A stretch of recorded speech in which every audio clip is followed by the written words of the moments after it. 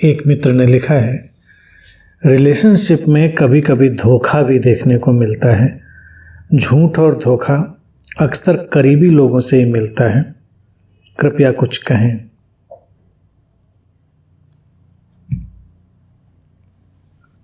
मनुष्य के जीवन की ये भी एक बुनावट है, जहाँ पर विश्वास भी है, एक दूसरे के ऊपर भरोसा भी है और धोखा भी है, झूठ भी है, छल भी है, श्रद्धा भी है, बहुत कुछ है। ये सब जीवन के रंग हैं।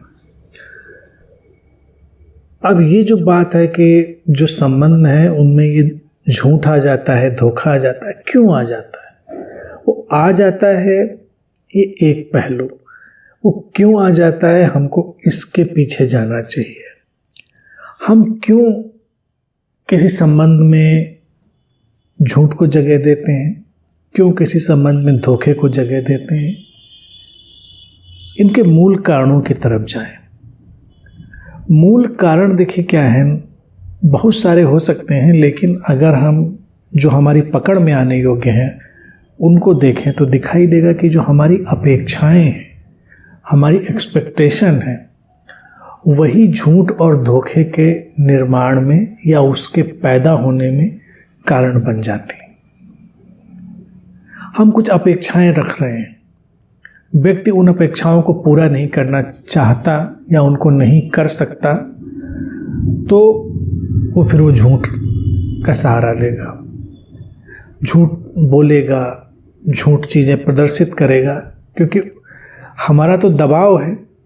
और मैंने अक्सर जीवन में देखा है कि अगर संबंधों में लोग बड़े स्वीकार भाव में हों, सहज हों, लोगों की बातें स्वीकार करने में उनके अंदर कोई प्रतिरोध ना हो, तो लोग झूठ भी कम बोलेंगे, क्योंकि उनको लगता है कि हमने अगर ऐसा बोला, ये सच बोला, तो इस पर ये झगड़ा होगा, ये उपद्रव होगा।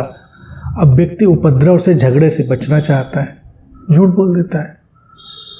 ये झूठ फिर एक घास की तरह होता है, उगते उगते पता नहीं क्या रूप ले लेता है, फैलती चली जाती है जैसे जंगली घास, वैसे झूठ भी जंगली घास की तरह फैलता चला जाता है। लेकिन प्राथमिक रूप से हम ही दबाव बनाते हैं कि व्यक्ति झूठ बोलने लगता है,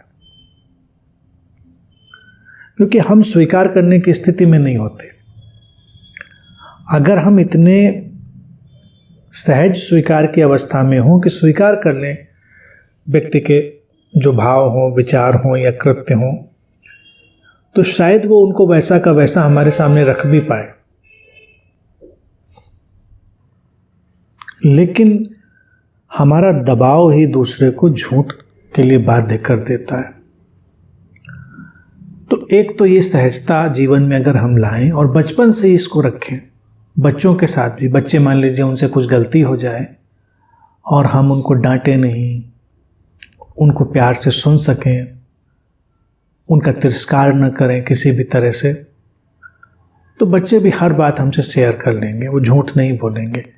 झूठ वो बोलते ही तब हैं जब उनको लगता है कि या तो तिरस्कार मिलेगा या डांट पड़ेगी, कोई न कोई ऐसी नकारात्मक चीज। और रहा सवाल धोखे का, धोखा, छल, ये सब आता है व्यक्ति के स्वार्थों के कारण। संबंधों के धरातल को हमने बना ही स्वार्थ का पूरा एक आयोजन दिया है। अब स्वार्थ से भरे जब संबंध होंगे तो फिर स्वार्थ पूर्ति उनमें आएगी। स्वार्थ पूर्ति बड़ी राजनैतिक चीज हो जाती है। कहाँ से ज़्यादा स्वार्थ पूर्ति हो रही है व्यक्ति की, तो वहाँ उसको बह जाना होगा। जैसे सरकारों में, राजनीति में जिसके सपोर्ट से सरकार बन रही, उसका सपोर्ट ले लेता है, बाकी गिरा देता है। सत्ता चाहिए तो वो भी धोखा दिया उसने कि जिसके साथ खड़ा था उसको हटाया, किसी और समर्थन लिया, सरकार बना ली। या कोई भी पद प्रतिष्ठा मिल रही थी तो उसने ऐसा किया। संबंधों में जब तक हम निष्ठा, प्रेम, शांति और एक दूसरे के जीवन के स्वीकार को जगह नहीं देंगे और हम स्वार्थ पूर्ति को ही बहुत महत्वपूर्ण मानकर चलेंगे, तो क्या होगा इसका परिणाम? इसका परिणाम फिर धोखा और छल होगा ही, क्योंकि अंततः तो व्यक्ति को वही चाहिए ना। तो जहाँ उसकी आपूर्ति ज़्यादा हो रही होगी उधर व्यक्ति जाएगा। तो ये पूरा जाल है।